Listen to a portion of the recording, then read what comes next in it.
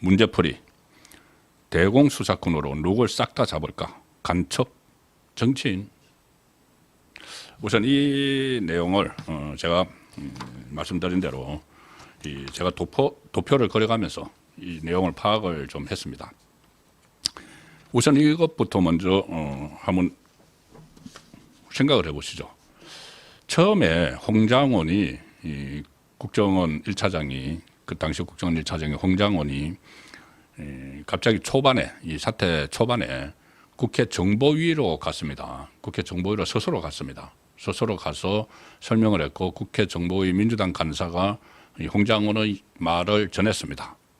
그 말 중에서 제일 처음부터 거기에 있었는데 윤석열 대통령이 홍장원에게 전화를 해서 대공수사권을 줄 테니 싹 다 잡아들여 이렇게 이야기를 했다고 했습니다. 대공수사권을 줄 테니 뭐냐면은 그 전에는 국정원에 대공수사권이 있었습니다. 국정원에 대공수사권이 있었는데 문재인 정부에서 국정원 대공수사권을 뺏어서 경찰에 넘겨버렸죠.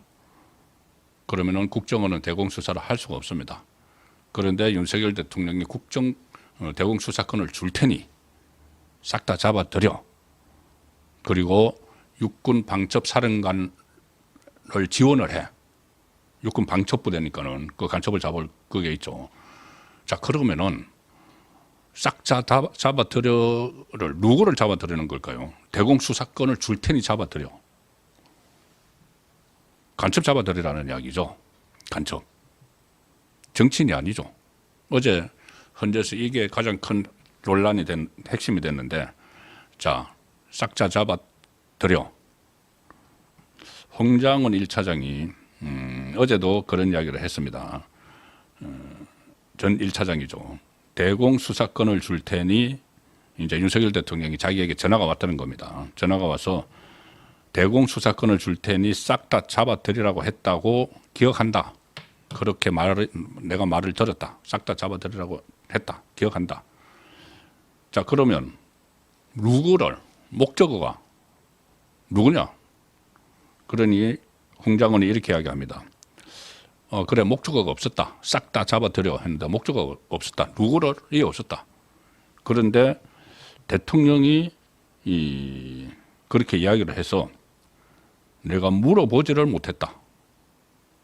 그 이야기합니다. 물어보지를 못했는데 여인영 그 방첩사령관을 도우라고 했기 때문에 자기가 여인영 방첩사령관에게 전화를 했다. 전화를 하니까는 여인영 방첩사령관이 처음에 우물쭈물 하더라. 이 사람이 나에게 왜 전화를 했지? 우물쭈물 하더라. 그런데 윤석열 대통령에게 윤석열 대통령에게 전화가 왔었다고 이야기하니까 그때 자기에게 이 명단을 불러주더라. 명단을 불러줬는데 그것이 이제 전화로 명단을 받았는데 그 전화를 받은 장소가 어디냐? 저기 그 국정원 앞에 광장 같은데 서서 전화를 받아서 처음에 메모를 했다. 메모를 하다가 나중에 이 명단이 이상해서 이게 뭐야 하고 메모를 중단을 했다. 그리고 나중에 막 휘갈겨 쓴 것을 자기 보좌관에게 줘서 정서를 하도록 했다. 이 이야기를 했죠.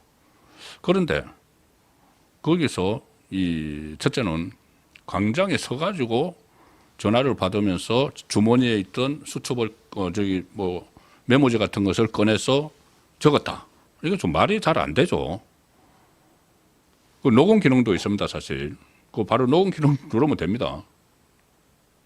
그리고 그걸 자기 참모 보좌관에게 줘서 정서를 하도록 했다. 그런데 보좌관 중에 3명이 자기는 있다고 주장하는데 어쨌든 거기서 했다고 하는 사람은 누군지 없습니다. 그리고 그걸 왜 명단 14명 적는 걸 보좌관에게 맡기죠, 그걸? 자기가 써야 되는데. 그러니까 어쨌든 지금 뭔가 만들어낸 것 같은 이런 느낌이 들죠. 그리고 거기다가 이 여인영 방첩사령관은 그 부분에 대해서 뭐라고 했냐면은 윤석열 대통령 쪽 변호인들이 물어봅니다. 여인영 당신이 방첩사령관이 홍장원 국정원 1차장에게 불러준 것이 체포 명단이 맞느냐 이렇게 물어봅니다. 체포 대상자냐? 거기 들어있는 우원식이나 이재명이나 한동훈이나 박찬대나 이런 사람들 그 체포 대상자 명단이냐? 당신이 불러줬는데. 이렇게 하는데, 그렇게 물었는데, 이게 왜 그렇게 묻느냐면은 체포 대상자가 아니고 동향 파악 대상자라는 말을 김용현 전 국방장관이 했죠. 포고령 1호에 정치활동 금지가 있기 때문에 그러면은 정치활동을 금지를 지키지 않을 포고령 1호를 위반할 만한 사람들의 명단이다. 그래서 동향 파악을 하라고 했다. 동향 파악과 체포는 다른 이야기죠. 그래서 나중에 보면은 경찰에 위치 추적을 요청했다는 이야기도 또 나옵니다. 그 위치 추적은 체포를 하기 위해서일 수도 있지만은 동향 파악을 하기 위해서 위치 추적을 했을 가능성도 더 높죠.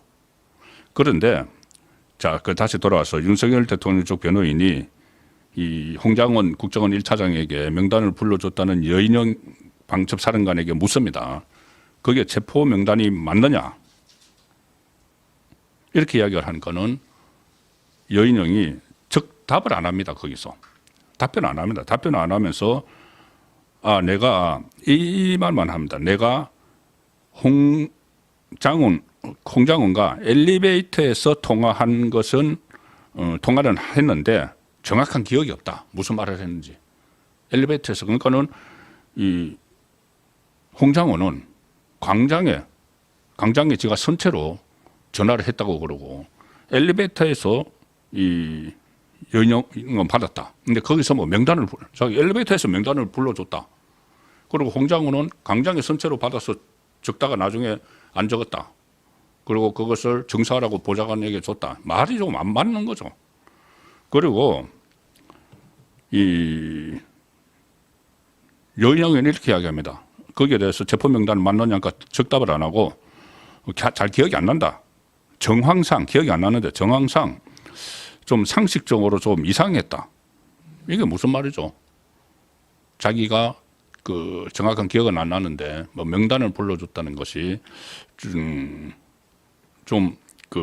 이런 말이 나중에 나오니까는 좀 이상했다. 어떻게 이렇게 지금 얼버무리는 상황입니다. 여인영은. 그래서 이 상황에서 그러면은 윤석열 대통령은 뭐라고 했느냐면은 내가 싹 다 잡아들이라고 했다는 것을 부인하지 않습니다. 그런데 그 목적어가 정치인이 아니고 간첩이라는 거죠. 간첩. 왜? 이게 설득력이 있습니다.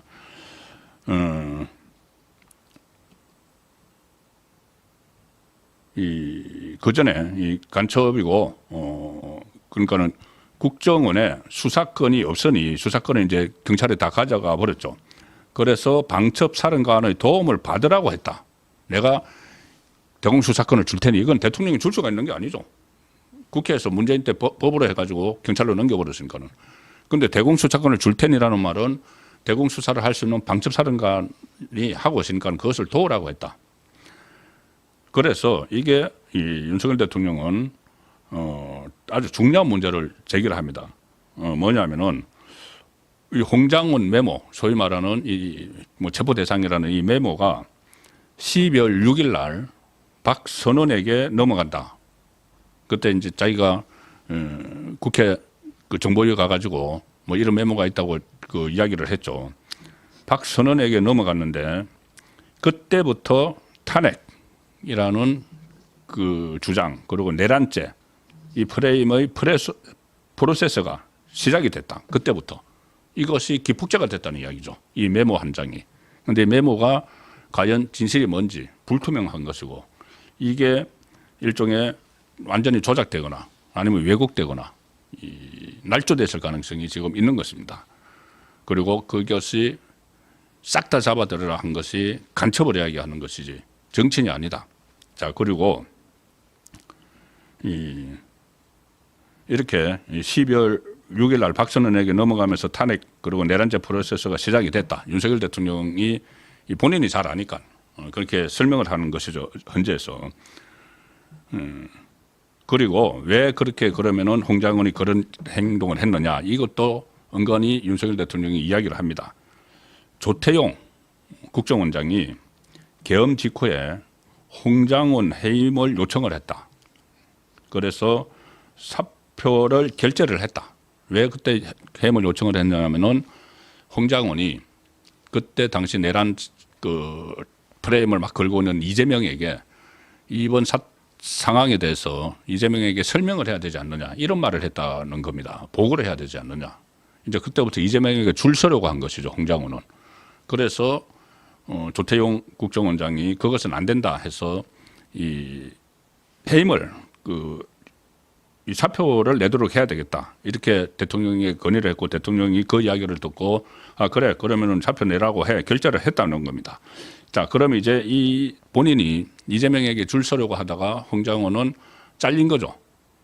잘렸는데 그 다음에 어떤 일이 일어나냐 하면은 갑자기 이 윤석열 대통령의 말입니다. 그 사표를 내가 결정을 했는데 홍장원에 대해서 그런데 그 직후에 갑자기 한동훈 체포 등의 기사가 나오기 시작을 하더라.